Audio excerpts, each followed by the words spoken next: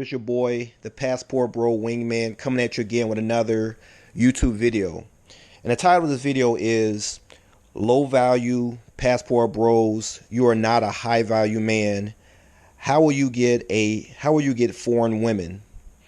And the way this video came about was I was watching a YouTuber. Her name is Chantel. I can't remember her last name, but she was interviewing a detractor of the Passport Bros, and the woman had a lot of negative things and kind of talked about a lot of the men leaving didn't have that much of a high status and that kind of thing. And so it got me thinking a lot about Kevin Samuels and his talking point about aiming to be a high value man. And I want to discuss whether or not the concept of being a high value man, if you necessarily need to be a high value man when you go overseas or when you go to Colombia, Brazil, or anywhere outside of the United States to be successful with women. And the direct answer to that is no, you don't need to be a high value man. And I want to explain why in this video. And first kind of talk to the concept of high value man. If you think about it, I think that concept only really applies in Western countries. And I want to start off by saying the reason for that versus in foreign countries is, let's talk about your wants versus your needs. Because in the United States or in Western countries, there are so many social programs, and Western countries have civilized their countries so well that women actually feel they don't need men. And the reason for this is because there's so many social programs.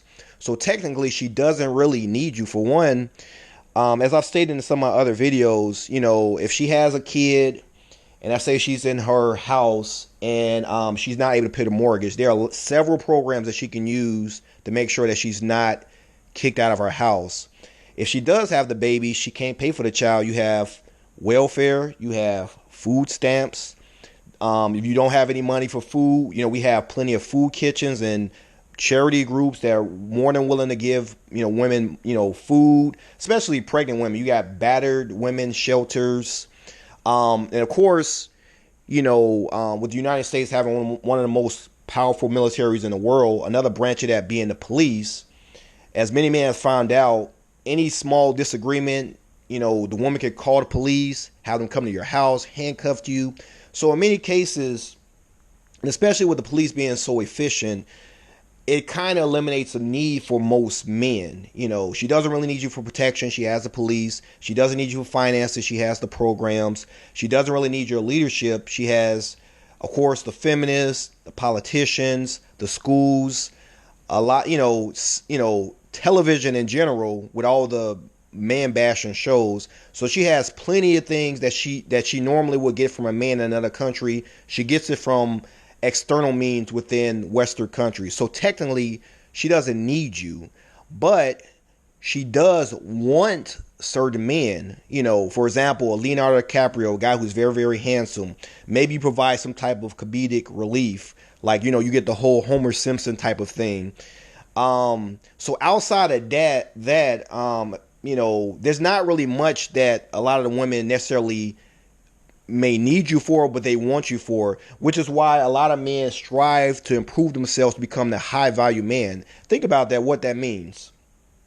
Basically what you're saying is you want to improve yourself to the point that these women thirst for you, whether it's you spending time in the gym, getting in shape to the point that, you know, you melt, you know, when women see you, they just get, you know, hot and bothered and they want to, you know, they want to mate with you.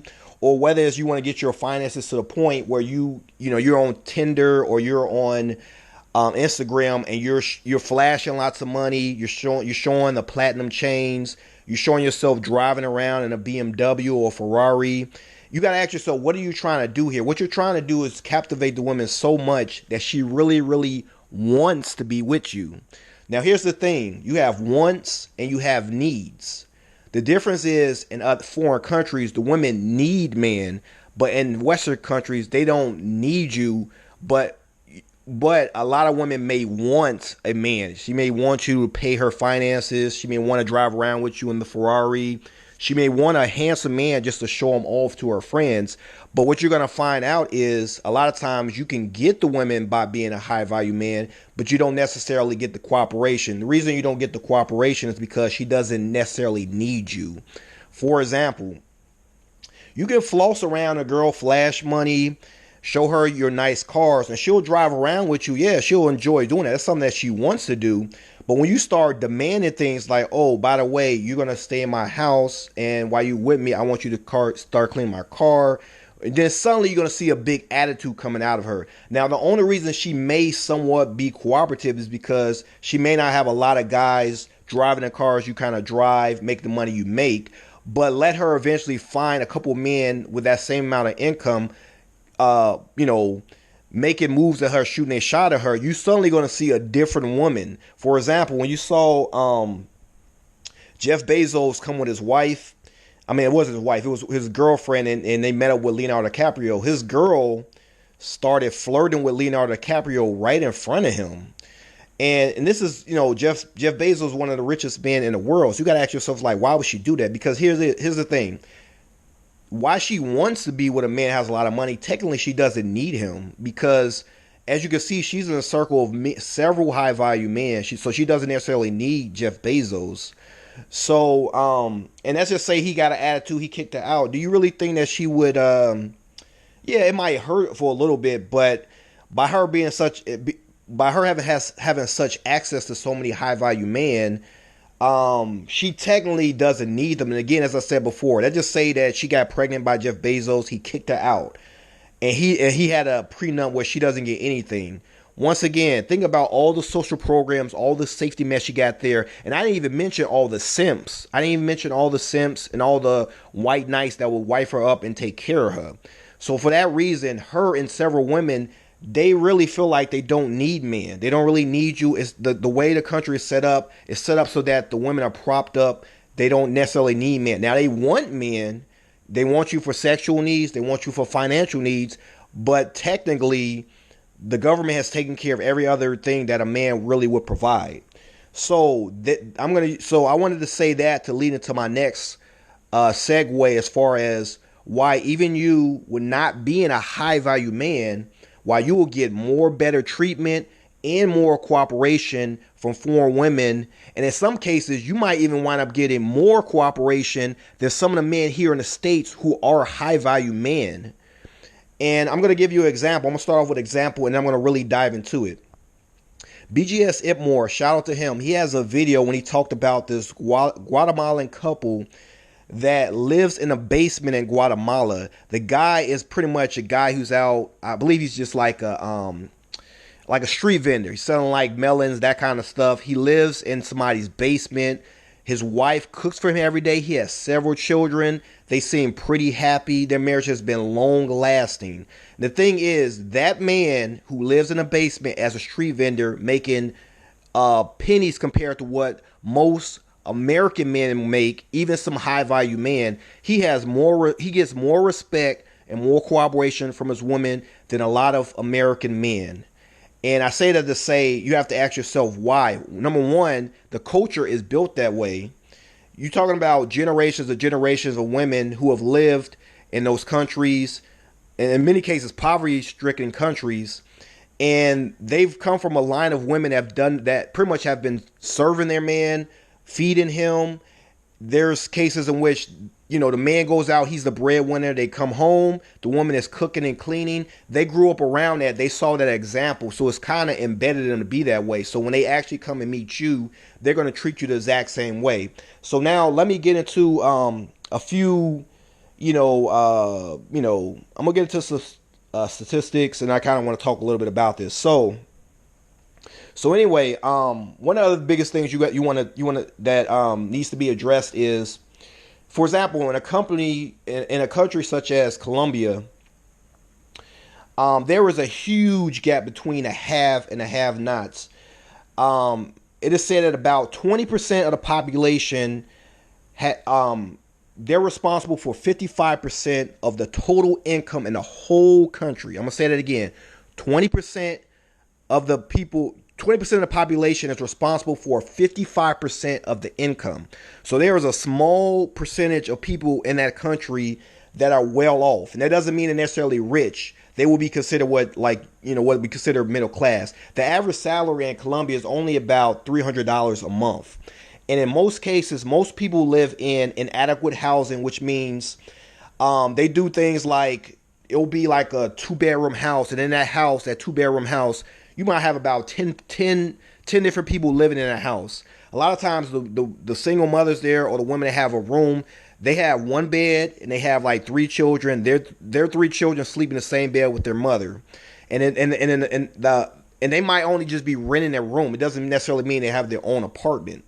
So take that into consideration. Also think about the fact that 2/3 of the population are informal workers, which means their income is not guaranteed. They do things like farm work, they're taxi drivers, they're Uber drivers, they're street vendors, which means their income is not guaranteed. Also keep in mind that there is lots and lots of violence throughout the whole country. And when that happens, a lot of times people get displaced. They have to move to another city because there's so much violence going on. Sometimes people are getting extorted. They have to leave their spot, go to another city. And a lot of times they're going to cities where they don't have any family. And again, when they go to these new cities, it kind of oversaturates a lot of the programs that they do have there. So, for example, when we're here, like for example, I'm in the state of Maryland. I pay my taxes to Maryland. My unemployment is here. But if I leave Maryland and I go to another state for whatever reason, I can't necessarily get unemployment within that new state because I didn't pay any taxes there. So that being said, when a lot of times when people are going to these new cities, working as a street vendor, a lot of times they're not really paying that much in taxes. So they're not really paying until they're not really getting tax benefit. And again, as a street vendor, their income is not guaranteed. You also got to keep in mind that recently with COVID, it really ruined the economy there. There was less tourists coming there to travel. There was a lot of restrictions. So basically what I'm saying to you is, in the country, for majority of people, your income is not guaranteed. Your job security is not guaranteed. In many cases, you wind up having to do a lot of moving around, which means you have very little access to government support, educational services, that kind of thing. And that being said, a lot of times you'll meet lots of women who don't really have, they don't have a college degree. Some of them didn't even really graduate high school for whatever reason. Their families were broken up. Single mother rate is really high, and it's not because necessarily that the man is not there, but he has to go to another state looking for work. So a lot of times you just have the woman there taking care of the child. And I say this to say that as a result of that, as a result of those conditions, in many cases, it is almost a matter of survival to have a significant other to pretty much survive. Because again, you're only surviving off about $300. And a lot of times, even with that $300, you're living in spaces with other people's, with roommates and hostels and that kind of thing. So it's not the best living conditions. And also keep in mind that if you're a street vendor, you're an Uber driver, you don't have a pension. And in fact, I believe the Uber drivers in the USA were complaining about not getting enough wages to pretty much be able to survive. So if that's in the United States, imagine in these other countries such as Brazil, such as Colombia, such as Peru. And again, they're not paying into pensions. So if you're not paying into pensions, ask yourself this: what is your retirement plan? You have to go old school with this. Your retirement plan is pretty much going to be, you need children. You need a husband. You need children. You need family, which is why in those countries, family is very, very important. Versus the United States, because most of us are pretty much well off. A family member says something bad to us, we're pretty much done with that family member. In those countries, it is almost a matter of survival that you stay together as a family unit, which is why relationships are very, very important, which is why marriage is very, very valued in that country. So that being said, versus the United States, generally you need about two incomes to pretty much survive. But in some cases, because of the social programs, a lot of women kind of feel that I don't need a necessarily a significant other. There's enough social programs where I can kind of survive on my own. And so, that being said, because of these conditions, the women in these countries, it's the culture is kind of built up there where they all were, as I said before, when I talked about wants and needs. In this case, a woman not only wants a man, she needs a man. She not only wants a man, but she needs a man as a matter of survival. So, and keep in mind that, because a lot of people would say, well, okay, that means she's a slave. She's a slave. When she gets to the U.S., she's gonna just leave you. That's not true. Consider this. Because of the conditions that a lot of the women grow up in as children versus United States, we grew up with what? PlayStation. We have all types of little action figures. We got all these types of toys. There'll be a lot of, I hate to say this, but a lot of children they'll be lucky if they have one toy to play around with. What you'll find out in a lot of these households, the women, I mean, they have just enough to kind of feed themselves and their children. So these children are growing up without Barbie dolls, without these expensive, girl toys. They have to find fun and enjoyment by what? A lot of times enjoyment with their friends, with their families. They're happy if you just, in many cases, just buy them some $5 pair of shoes, a small little, maybe a $5 dress that you got from like a little mart. So basically what I'm trying to say is they've learned to enjoy life and experience life on a very thrifty budget. So with a small budget, they've learned to enjoy life. They found more enjoyment in family and friends than they do in having things, because they've grew up without having much. So that being said, when they come to the United States, what you're going to find out is you don't necessarily need to live a lavish lifestyle for your wife to be happy. And it's been proven, as I said before, American men who marry foreign women, the success rate is 80%. And even foreign families that come to the United States, those marriages and those families are more stable than American families. Even though they come from poverty, even though in many cases in the United States they're not living in the richest neighborhoods, but still their family stays stable. That's because that's a culture that's built, that comes from their country. So I'll say that to say that when you go overseas and you meet these women, it's not a matter of, oh, she just needs money, oh, she just needs a man. They've went through generations and generations of that, and they found enjoyment in serving their man, and they found pleasure in friendships and relationships.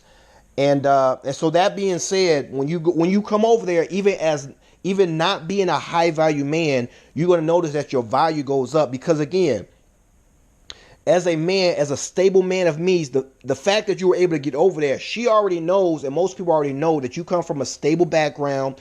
You got, stable background. If she was to marry you, she's going to go to a country where there's lots and lots of social programs that can help her family.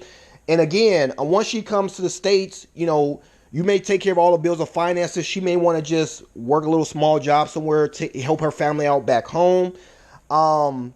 And basically what I'm saying is, as I told you, and basically what I'm saying is, when you come there, not only are you bringing great finances, but you're also bringing safety, security, and leadership. If a tornado came and destroyed your neighborhood right here in the United States, you know what you're going to be looking for? You're looking for some type of leadership from the senators, from Congress.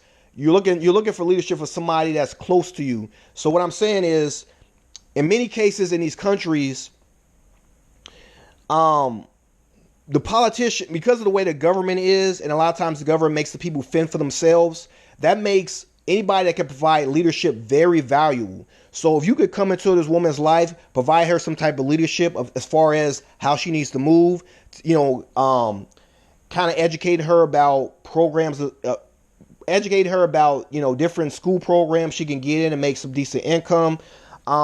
Just giving her general leadership in her life, pretty much, put it this way, just giving her the feeling that she has a man that cares for her, can provide leadership, is going to be very valuable to her. In addition to that, as I said before, there's lots and lots of violence and wars in those countries. So for that reason, the women there a lot of times see lots of violence, and what you as a man can do is you can provide some type of safety and also some type of protection. A lot of times the people there, they don't work with the police. The police take bribes. They take bribes there and they harass a lot of people. So there's not a lot of trust amongst the police. So for that reason, a lot of times the women there look towards the men to protect them. So when you come there, even though you're not a high value man, but the fact that you're loving and you're willing to protect her, your value is going to go up and she's going to really, really respect you. So, and so I don't want to keep this video too long, but I kind of wanted to address this whole high value thing. And I just wanted to let you know that when you come to these foreign countries, the fact you're able to, in many cases, to even provide the plane ticket there, which is expensive, and you're able to live lavishly in their country, she knows that you're a man of stable means. And in that country, as I said before, the men of stable means are of a small percentage. You're talking less than 20%. All you did was you widened the pool and you given her more access to a stable man, which in her country, even if she was to compete, there's so many attractive women that it's very difficult to attract and keep a man that's stable because he has his pick of the litter. So the fact that you're there and you're of stable means, you're interested in her, she feel like she struck the lotto by meeting you. She's going to be very pleasant. I assure you she's going to cook for you. You will not be totally disappointed. So on that note, I'm going to end the question again by saying, no, you do not have to be a high value man.